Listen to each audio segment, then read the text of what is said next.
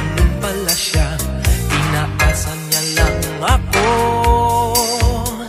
Bitin ako. Hindi ko na alam kung makakaya ko pa.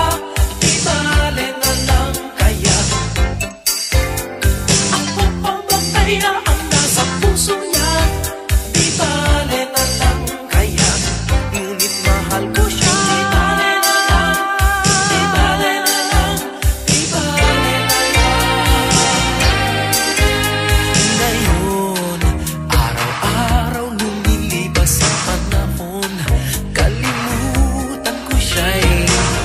Sa isip ko, di kaya ikot niya lang ako.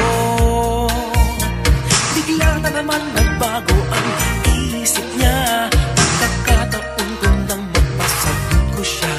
Ang sinabi ko'y di mabili. Baka mapahiya muli. Hindi ko na alam kung makakaya ko pa. Di bale na lang kaya.